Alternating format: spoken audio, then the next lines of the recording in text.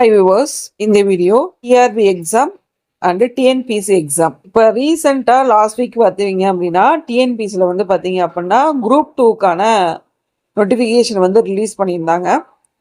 தொடர்ந்து டிஎன்பிசி பொறுத்தளவு அடுத்தடுத்த எக்ஸாம்ஸ், ஸோ அதுக்கு பார்த்தீங்கன்னா தகவல்கள், ஸோ எல்லாமே வந்து ஷேர் ஆகிட்டு தான் இருக்குது.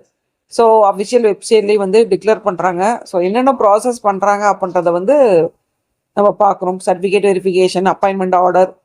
இப்போ ரீசெண்டாக வந்து பார்த்தீங்க அப்படின்னா அப்பாயின்மெண்ட் ஆர்டர் நிறைய டிபார்ட்மெண்ட்ஸ் அந்த கேண்டிடேட்ஸ் எல்லாமே வாங்கினாங்க. ஆனால் டிஆர்பி வந்து பார்த்தீங்க அப்படின்னா ஸோ எந்த ஒரு அறிவிப்புக்குமே இன்னமும் வராமல் அப்படியே இருக்குது. ஆல்ரெடி நடந்த எக்ஸாமும் வந்து பார்த்தீங்க அப்படின்னா, அதாவது அசிஸ்டன்ட் ப்ரொபோசருக்கான எக்ஸாம் முக்கியமாக, அதே மாதிரி அண்ணா யூனிவர்சிட்டி பேஸ் பண்ண அந்த எக்ஸாம், அகைன் டெட்டுக்கான எக்ஸாம் டீச்சிங் ஸ்டாஃபுக்கு நடைபெற்றது. ஸோ எந்த ஒரு விஷயமுமே வந்து பார்த்தீங்க அப்படின்னா இன்னும் வந்து டிஆர்பி தரப்பில் வந்து நம்மளுக்கு எந்த ஒரு அப்டேட்டும் பண்ணாமல் இருக்கிறாங்க. நோட்டிஃபிகேஷன், அதாவது பட்டதாரி ஆசிரியருக்கான நோட்டிஃபிகேஷன் 2000 காலிப்பணியிடங்கள் நிரப்பப்படுவதாக ஒரு தகவல் வந்தது. ஸோ அதுக்கான அறிவிப்புகளும் இன்னும் வரல. இந்த ஆகஸ்டில் வரும் அப்படின்ற ஒரு தகவல் வந்து கொடுத்துருந்தாங்க செய்தித்தாளில். ஸோ அதற்கான தகவலுமே வந்து பார்த்தீங்க அப்படின்னா ஸோ இந்த டிஆர்பி வந்து இன்னும் சொல்லலை. அதே மாதிரி ரிவைஸ்டு ஆனுவல் பிளானரும் நம்மளுக்கு வந்து எதுவுமே வரல. ஸோ ஆரம்பத்தில் வந்து பார்த்தீங்கன்னா ஆனுவல் பிளான் விட்டுருந்தாங்க. ஸோ அந்த பிளான் வந்து பார்த்தீங்க அப்படின்னா ஸோ யாருக்குமே சாட்டிஸ்ஃபைடு இல்லை. ஸோ அதில் வந்து முக்கியமான எக்ஸாம்லாம் எதுவுமே கிடையாது. டீச்சர்ஸ் பொறுத்தளவு படித்தவங்க வந்து பார்த்தீங்கன்னா அதிகமாக ஆகிட்டே தான் இருக்க. பர் இயருக்கு பிஎட் முடிக்கிற கேண்டிடேட்டும் சரி, எக்ஸாம் கிளியர் பண்ண set exam, net exam, PhD பிடிக்கிற கேண்டிடேட்ஸ் சரி, நாளுக்கு நாள் வந்து பார்த்தீங்க அப்படின்னா அதிகமாகிட்டே தான் இருக்காங்க. ஆனால் பட் எந்த ஒரு எக்ஸாமும் ரெக்யூர்மெண்ட்டில் நம்மளுக்கு எதுவுமே வந்து தரமாட்டேங்கிறாங்க. அப்படியே எக்ஸாம் வச்சாலும் ஸோ அந்த எக்ஸாமை கம்ப்ளீட்டாக முடிச்சு அப்பாயின்மெண்ட் ஆர்டர் கொடுக்கறதுக்கு வந்து பார்த்திங்கன்னா ரொம்ப டிலே ஆகுது. ஸோ என்ன பர்பஸ் அப்படின்றது யாருக்குமே எதுவுமே தெரியாமே இருக்குது. எதுக்காக போர்டு வந்து ரன் பண்ணுறாங்க, என்ன செய்கிறாங்க அப்படின்ற ஒரு விஷயமே இன்னும் வந்து தெளிவாக நம்மளுக்கு இல்லாமல் இந்த வருடம் பார்த்திங்கன்னா கிட்டத்தட்ட நம்ம 7வது மாதம் முடிஞ்சு 8வது மாதம் வந்துட்டோம். 8வது மாதமே வந்து பார்த்திங்கன்னா நாளைக்கு ஆகஸ்ட் 15. ஸோ இன்னும் 15 டேஸில் இந்த மாதம் முடிஞ்சிடும். ஸோ அடுத்தது வந்து பார்த்திங்கன்னா 9, 10, 11, 12 4 மாதம் தான் இருக்குது. இந்த வருஷம் முடிஞ்சிடும். இதே டிஎன்பிசியில் வந்து பார்த்தீங்க அப்படின்னா தொடர்ந்து வந்து பார்த்தீங்க அப்படின்னா எக்ஸாம் வைக்கிறதும் சரி, ஆர்டர் காப்பி கொடுக்குறது, சர்டிஃபிகேட் வெரிஃபிகேஷன் எல்லா ப்ராசஸும் வந்து ப்ராப்பராக போயிட்டுருக்கு. ஆனால் அந்த டிஆர்பி போர்டு, டீச்சர்ஸ்க்கான வச்ச போர்டு வந்து பார்த்தீங்க அப்படின்னா ஸோ எந்த ஒரு ரெக்யர்மெண்ட்டுக்கும் எந்த ஒரு அனௌன்ஸ்மெண்ட்டும் பண்ணாமல் இருக்கிறாங்க. ஸோ இந்த லாஸ்ட் இயர் இருக்கிறத விட இந்த வருஷம் கண்டிப்பாக ஒரு இம்ப்ரூவ்மெண்ட் கிடைக்கும் அப்படின்றதான், ஒரு மாற்றம் வரும் அப்படின்றத ஒரு விஷயத்த எல்லா ஒரு நல்ல ஒரு தொலைநோக்கு பார்வையில் வந்து இருந்துச்சு. பட் இன்னும் வந்து எந்த ஒரு தகவலுமே வந்து டிஆர்பியும் சொல்ல பள்ளி கல்வித்துறையும் சார்ந்த எந்த ஒரு தகவலுமே வந்து நம்மளுக்கு இன்னும் வராமல் இருக்குது.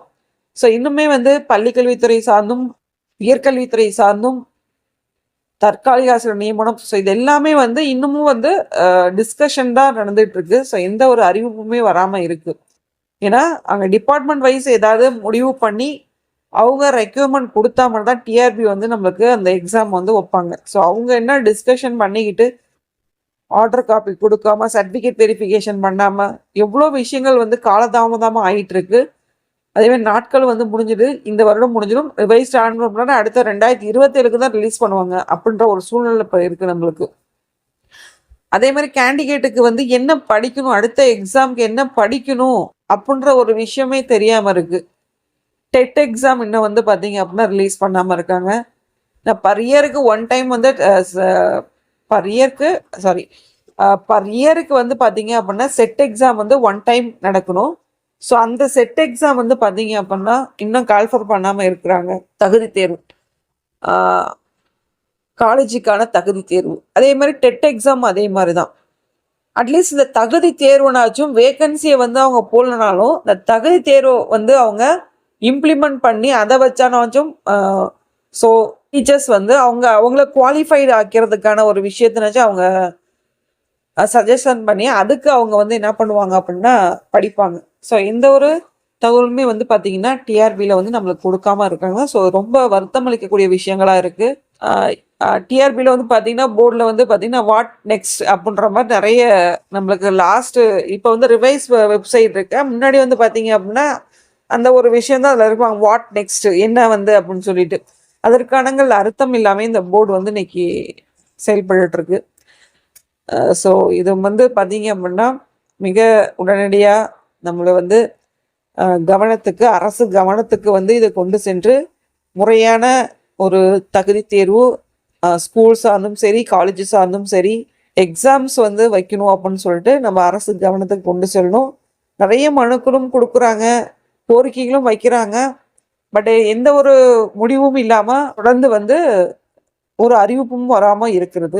ஸோ தொடர்ந்து வந்து நம்மளுக்கு என்ன எக்ஸாம்க்கு படிக்கணும், என்ன பண்ணணும் அப்புட்ன்ற ஒரு பிளானும் நம்மளுக்கு இல்லாம இருக்கு. இதற்காக அரசு என்ன தனி கவனம் செலுத்தி இதுக்கு முறைப்படி அவங்க வந்து என்ன சொல்றாங்க அப்புட்ன்றத வந்து நம்ம பார்க்கணும்.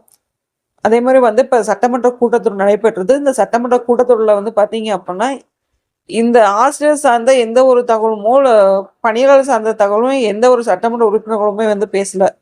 ஒரே ஒரு சட்டமன்ற உறுப்பினர்கள் மட்டும் தான் அவங்க பேசினாங்க. அதுல வந்து அவங்க பேசின முக்கியமான ஒரு விஷயம் வந்து என்ன பார்த்தீங்க அப்டின்னா, அ அக்ரீமெண்ட் போட்டு, அதாவது கான்ட்ராக்ட் பேஸ்ல வந்து நம்மளுக்கு வந்து ஆள் செலக்ட் பண்ணி பண்ணக்கூடாது அப்டின்னு சொல்லிட்டு. ஸோ கிட்டத்தட்ட வந்து ஒரு 50,000க்கு மேல வந்து அது மாரி இருக்கு. ஸோ அந்த இது மாரி வந்து நம்மளுக்கு செலக்ஷன் இல்லாம பியூரா வந்து செலக்ட் பண்ணி குடுக்கணும் அப்டின்னு சொல்லிட்டு, ஒரே ஒரு சட்டமன்ற உறுப்பினர் மட்டும் தான் இந்த வேக்கன்சிய ஃபில் பண்றத பத்தி பேசுனாங்க. மத்த யாருமே வந்து சட்டமன்றத்துல வந்து பேசல. இனிவரும் காலங்கள்ல மானிய கோரிக்கை விவாதம், அதாவது பள்ளி கல்வித்துறை சார்ந்த மானிய கோரிக்கை விவாதம், உயர்கல்வி சார்ந்த மானிய கோரிக்கை விவாதத்துல, ஏன்னா இப்ப எல்லாமே பொது விவாதமா நடந்துட்டு இருக்கு. 3 நாட்கள் கூட்டத்தொடர் இல்ல. எகைன் வந்து மண்டேல தான் ஸ்டார்ட் ஆகுது. அந்த இதுல வந்து பார்த்தீங்க அப்டின்னா, கல்வித்துறை சார்ந்த உயர்கல்வித்துறை சார்ந்த விவாதங்கள் வந்து பண்ணும்போது, ஸோ ஏதாவது ஒரு அறிவிப்புகள் வருமா அப்டின்றது எல்லாத்தோட எக்ஸ்பெக்டேஷனா இருக்கு. என்ன மாரி அவங்க தகவல் குடுக்குறாங்க அப்டின்றத வந்து நம்ம வெயிட் பண்ணி பார்ப்போம். நன்றி, வணக்கம். தேங்க்ஸ் ஃபார் வாட்சிங்.